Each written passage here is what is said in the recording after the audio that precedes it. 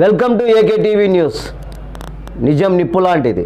వార్తలు చదువుతున్నది ఉదయగిరి శివ. కడప జిల్లా పొద్దుటూరు పట్టణంలోని స్థానిక విజయ్ కుమార్ వద్ద స్వర్గీయులు శ్రీ అటల్ బిహారీ వాజ్పేయి భారతీయ జనతా పార్టీ తరపున ప్రధానమంత్రి పదవిని పొందిన నాయకుడు. ఈయన బ్రహ్మచారి. ఇతను మొట్టమొదటిసారిగా 2వ లోక్సభకు ఎన్నికయ్యారు. వద్ద స్వర్గీయులు శ్రీ అటల్ బిహారీ వాజ్పేయి చిత్రపటానికి పూలమాల వేసి ఘనంగా వేడుకలు జరుపుకోవడం జరిగినది. దశమందం బ్రదర్స్ వారు మాట్లాడుతూ అటల్ బిహారీ వాజ్పేయి 1924 డిసెంబర్ 25వ తారీఖున మధ్యప్రదేశ్లోని గాల్వియాలో జన్మించారు. భారతీయ జనతా పార్టీ తరపున ప్రధానమంత్రి పదవి పొందిన నాయకుడు. ఈయన బ్రహ్మచారి. ఇతను మొదటిసారిగా 2వ లోక్సభ ఎన్నికయ్యారు. 14వ లోక్సభ ముగిసే వరకు పార్లమెంటుకు ప్రాతినిధ్యం వహించారు. ఆయన 2 సార్లు రాజ్యసభకు కూడా ఎన్నికయ్యారు. 1968 నుండి 1973 వరకు జనసంఘ్ పార్టీకి అధ్యక్షుడిగా పనిచేసి 1980 నుండి 1986 వరకు భారతీయ జనతా పార్టీకి వ్యవస్థాపక అధ్యక్షుడిగా పనిచేశారు. 1996 తొలిసారిగా ప్రధానమంత్రి మరియు 1998లో 2వ పర్యాయం ప్రధానమంత్రి పదవి పొంది 13 మాసాలు పాలించారు.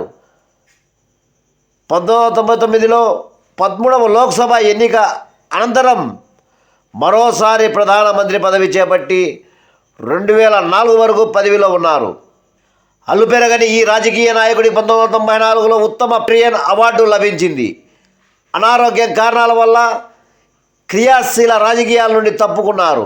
ఆయన దేశానికి చేసిన విశేష సేవలకు గాను భారత ప్రభుత్వం మార్చి 12న 2015లో భారతరత్న పురస్కారాన్ని ప్రకటించింది. ఆయన పుట్టినరోజు అయిన డిసెంబర్ 25న సుపరిపాలన దినంగా భారత ప్రభుత్వం ప్రకటించింది. 2015 మార్చి 27న రాష్ట్రపతి ప్రణబ్ ముఖర్జీ వాజ్పేయికి దేశ అత్యున్నత పౌర పురస్కారం భారతరత్న ప్రదానం చేశారు. అనారోగ్యంతో పూర్తిగా ఉన్న వాజ్పేయికి భారతరత్న ప్రదానం చేయడానికి స్వయంగా రాష్ట్రపతి వాజ్పేయి నివాసానికి తరలి వెళ్ళారు. ఇంతటి ఘనపాటి ఓర్పు, సహనం, పారదర్శకత విలువలతో కూడినటువంటి నాయకుడని ఇవాళ మనం నరేంద్ర మోడీగా వారి రూపంలో చూస్తున్నాం అని అన్నారు. ఈరోజు యావత్ ప్రపంచమంతా కూడా ఔరా అన్నట్లుగా భారతదేశ కీర్తిని నలుమూలలా వ్యాపింప చేయడంలో వాజ్పేయి వారి యొక్క ప్రాధాన్యత ఎంతో ఉందని ఈ సందర్భంగా తెలియజేస్తున్నామని అన్నారు. మాజీ భారత ప్రధాని శ్రీ స్వర్గీయ అటల్ బిహారీ వాజ్పేయి జయంతి వేడుకలు ఘనంగా జరిగాయి. వేడుకలు ఘనంగా జరుపుకున్నామని వారు అన్నారు. ఈ కార్యక్రమంలో దశమందం బ్రదర్స్, జై శ్రీరామ భక్త బృందం, గో సేవ సంరక్షకులు శివనాగిరెడ్డి, కాకుమాని ఆనంద్, కాకుమాని హరీష్, పూజారి నాగరాజు, జకరయ్య తదితరులు ఈ కార్యక్రమంలో పాల్గొనడం జరిగినది.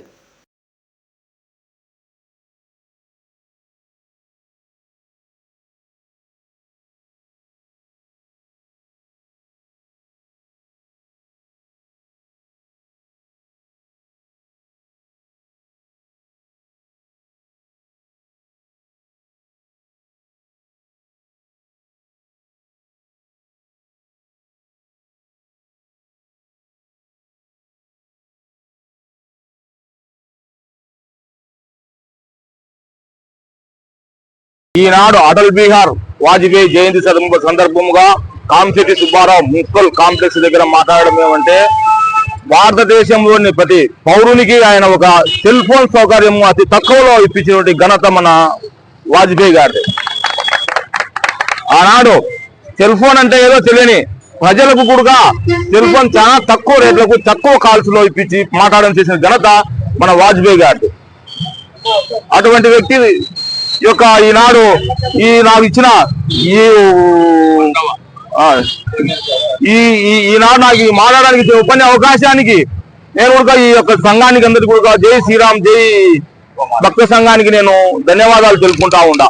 జై హింద్, జై అటల్ బిహారీ వాజ్పేయి, అటల్ బిహారీ వాజ్పేయికి జై.